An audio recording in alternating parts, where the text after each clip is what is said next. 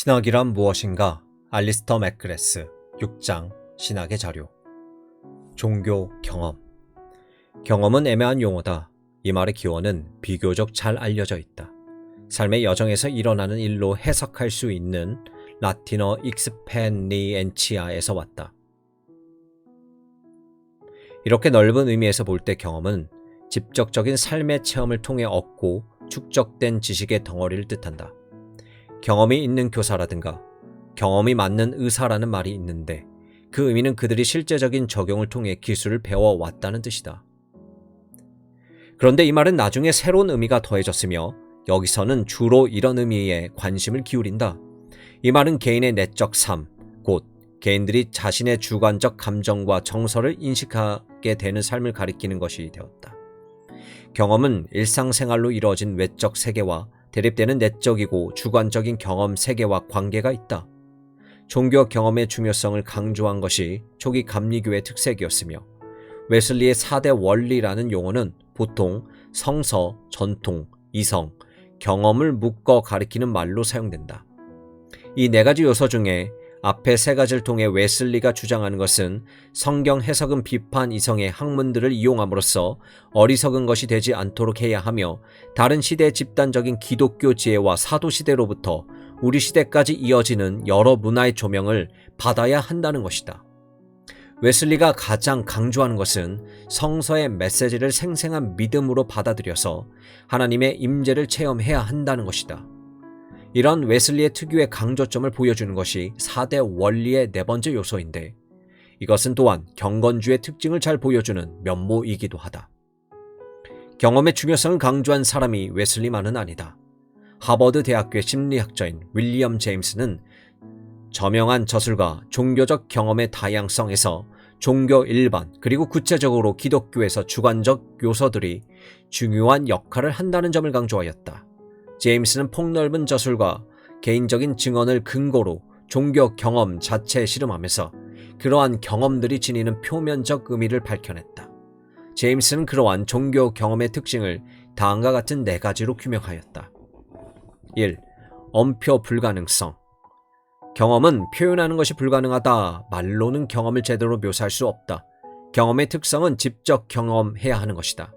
그것은 다른 이들에게 알려주거나 전달하는 것이 불가능하다. 2. 특수한 지적 성질. 그러한 경험은 큰 힘이 있어서 시간을 초월하는 깊은 진리에 대한 통찰과 지식을 제공해준다. 이렇게 추론적인 지성으로는 알 수 없는 깊은 진리를 통찰한 상태가 비록 말로 표현한다는 건 불가능해도 의미와 중요성으로 충만한 계몽과 계시들이라고 여겨진다. 3. 일시성. 신비적 상태는 오래 지속되지 않는다. 그런 상태는 대체로 30분에서 한두 시간 정도 이어지며 그 경험이 되풀이되면 알아볼 수는 있지만 그 특성은 정확한 기억으로 남지 않는다. 그런 상태가 사라질 때 그 특성은 기억 속에 재현되지만 어디까지나 불완전할 수밖에 없다. 4. 수동성. 사전에 미리 자발적으로 준비함으로써 신비적 상태를 끌어낼 수는 있지만 일단 그런 상태가 시작되면 체험자는 강력한 힘에 사로잡히고 붙들리거나 한 것처럼 아무런 힘을 쓸 수 없다고 느낀다. 제임스는 세 번째와 네 번째 요소가 다른 것에 비해 비교적 덜 중요하다고 보면서도 모든 종교 경험 현상에서 빠지지 않는 것이라고 주장한다. 제임스의 연구로 분명하게 밝혀진 사실은 기독교가 개념만을 주제로 다루는 것이 아니라는 점이다. 기독교에서 또한 내면의 내면적 삶을 해석하고 그 변화를 주제로 다룬다. 아래서는 우리는 독자들이 기독교 신학에서 계속 마주치게 될 경험과 신학 사이의 관계를 묻는 네 가지 주요 접근법을 살펴본다. 1. 경험은 기독교 신학을 위한 기초 자료를 제공한다. 2. 기독교 신학은 인간 경험 및 그것으로부터 발생하는 궁극적 질문들과 관련된다. 3. 기독교 신학은 인간 경험을 해석하는 준거 틀을 제공한다. 4. 하나님은 단순히 인간 경험을 객체화한 것이다. 이제 이 네 가지를 차례로 살펴본다. 경험은 기독교 신학의 기초가 된다. 인간의 종교적 경험이 기독교 신학을 위한 기초 자료가 된다는 개념은 분명 여러 가지 장점이 있다. 이 말은 기독교 신학이 인간의 경험, 곧 어떤 소집단에서 한정된 것이 아니라 모든 인간에게 공통된 경험과 관련된다는 것을 뜻한다. 흔히 이 견해는 특수성의 걸림돌과 맞설 때 유용해 보인다. 최근에 종교 간 대화에서 관심을 가진 사람들이 이 접근법을 환영하였다. 종교 간 대화는 세계 모든 종교가 기본적으로 동일한 종교 경험에 대한 인간의 응답이라고 본다. 따라서 신학은 세계 다른 종교들의 바탕에도 똑같은 경험이 있다는 것을 인정하고 그러한 공통된 인간 경험을 기독교의 시각에서 성찰하는 노력이라고 말할 수 있다. 뒤에서 기독교와 다른 종교들의 관계를 다루게 될 때 다시 이 점에 대해 살펴볼 것이다. 신학은 인간 경험을 연결한다. 개신교 신학자 폴 틸리히와 카톨릭 신학자 데이비드 트레이시는 신학과 인간 경험 사이의 상관관계를 발전시켰다. 만일 인간이 공통된 경험을 지닌다면 그 경험이 종교적인 것이냐 아니냐를 떠나 기독교 신학이 그 경험에 관해 말하는 것이 가능하다. 그러므로 공통된 출발점이 무엇이냐에 대한 의견을 모으는 일이 필요하지 않다. 출발점은 이미 인간의 경험 속에 놓여 있다. 이러한 견해를 가장 잘 보여주는 것이 1952년에 출간되어 큰 인기를 얻은 폴 틸리의 강연집 존재에서의 용기일 것이다. 여기서 틸리히는 현대 문화에서 발생하는 인간의 공경에 대한 다양한 분석을 기독교 메시지에서 사용된 상징이 제공하는 응답과 상호 관련시킨다. 그러나 이 견해는 난점도 있다. 가장 명백한 난점은 인간의 역사와 문화 전체를 돌아볼 때 공통된 원체험에 대한 경험적 증거가 극히 적다는 사실이다. 이 개념은 주장하기는 쉬우나 사실상 증명하기가 거의 불가능하다. 이러한 비판은 예일 대학교의 저명한 신학자인 조지 린드백이 주장한 경험, 표현적 교리 이론에서 가장 완숙하고 정교하게 제기되었다. 린드백은 교리의 본질에서 기독교 교리의 본질에 관한 중요한 분석을 펼치면서 인간의 공통된 경험에 근거한 모델들을 비판하였다. 신학은 경험을 해석하는 틀이다. 이 견해는 경험을 초점이 맞지 않거나 애매한 것, 즉 기독교 신학이 제공한 틀을 제공하여 해석될 필요가 있는 것으로 간주한다. 신학은 경험을 해석하는 것을 목적으로 삼는다. 신학이란 경험의 의미를 포착하기 위해 경험 위로 던지는 그물과 같은 것이다. 경험은 저절로 의미가 드러나는 것이 아니라 해석될 필요가 있다. 예를 들어 기독교의 창조론과 죄론 사이의 대립을 이용하여 인간 공통 경험, 예를 들면 불만의식이나 알 수 없는 것을 갈망하는 호기심을 해석하는 것이 가능하다. 아우구스티누스가 창조론을 통해 경험의 의미를 분석한 것을 살펴봄으로써 신학과 경험의 관계를 설명할 수 있다.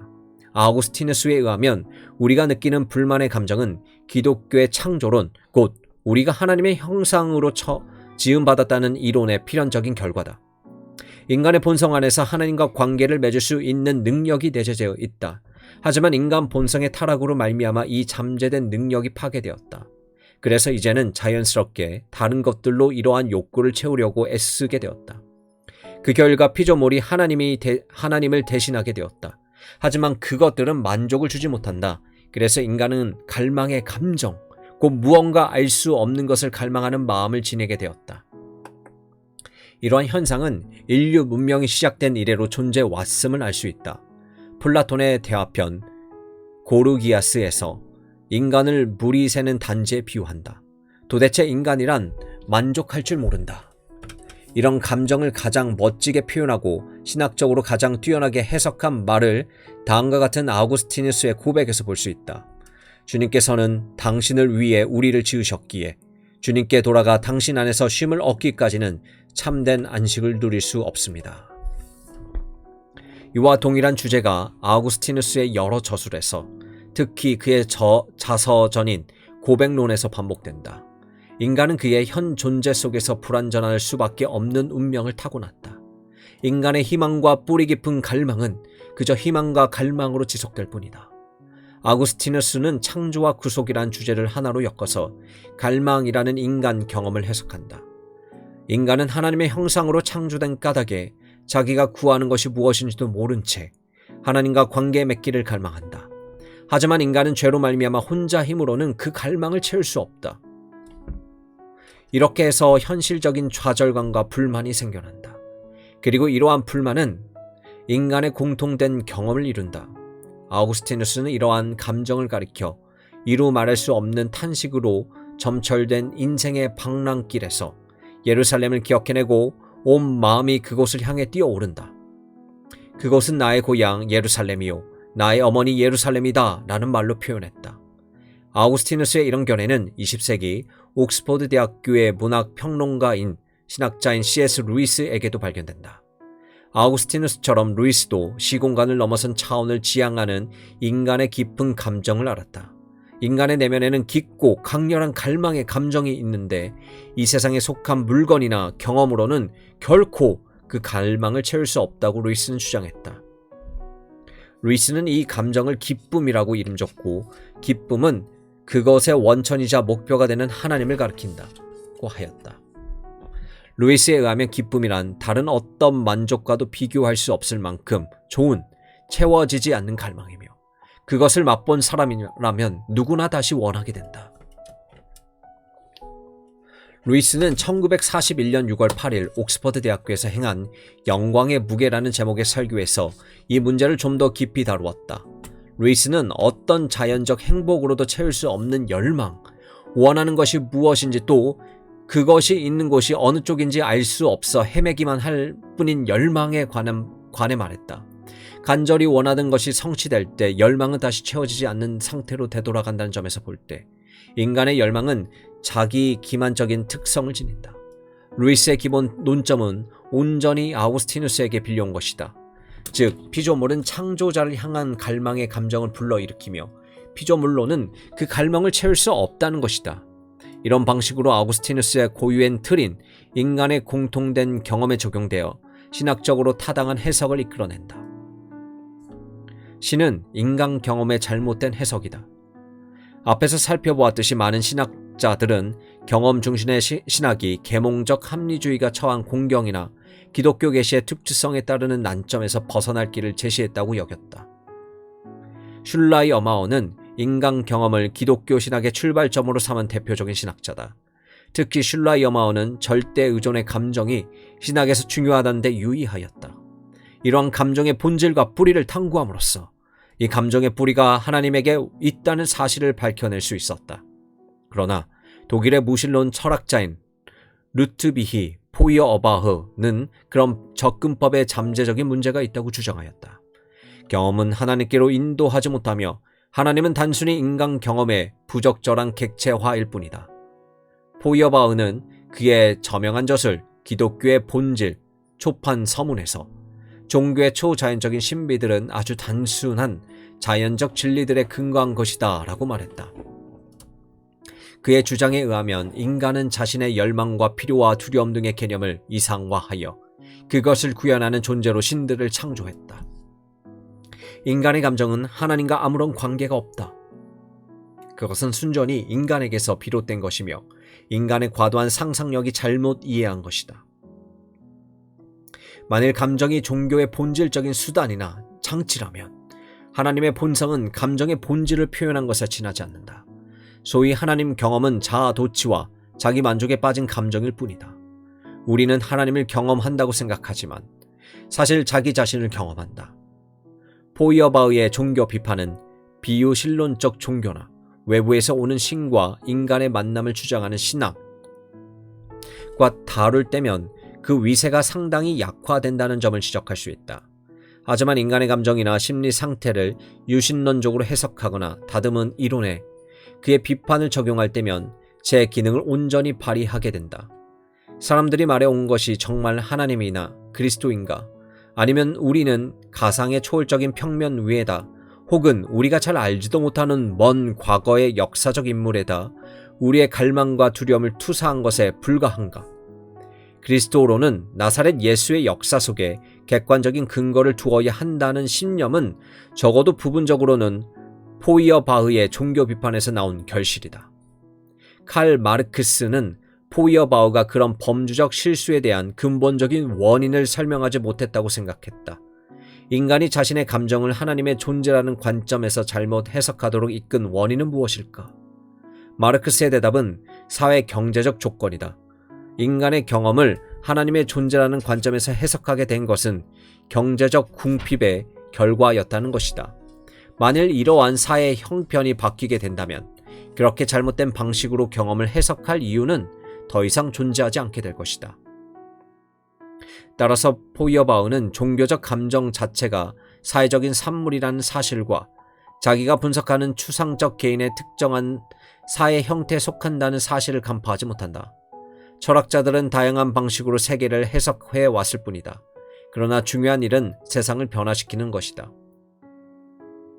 포이어바우와 마르크스는 이처럼 종교의 객관적 근거가 없다고 주장했다. 종교의 기원은 사회적 또는 심리적 요소의 근거에 설명해야 한다는 것이다. 이 주장은 지그문트 프로이트에 의해 더욱 발전되었다. 프로이트는 신앙을 정신 분석학으로 설명하였는데 이에 따르면 하나님을 믿는 신앙은 소원, 성취이다. 종교적 믿음에 대한 이런 환원주의적 접근법들은 종교 사상이 우리에게 하나님에 관해서는 아무것도 말해주지 않고 다만 인간에 관하여 많은 것을 말할 뿐이라고 주장한다. 이 사고방식은 많은 대학에서 종교학 연구가 부상한 현실을 이해하는 데 중요하다. 종교 사상은 종교 다문화 사이의 요구에 봉사한다는 측면에서 정당화되기는 하지만 종교 사상가들은 종교를 연구하는 가장 큰 이유는 인간 본성 그 자체에 대해 더 많이 배우는 것이라고 주장한다.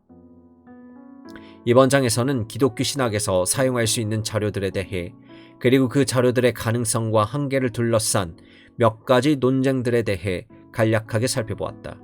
다음 장에서는 대부분의 기독교 신학에서 주요한 역할을 담당하는 계시관념에 대해 살펴본다.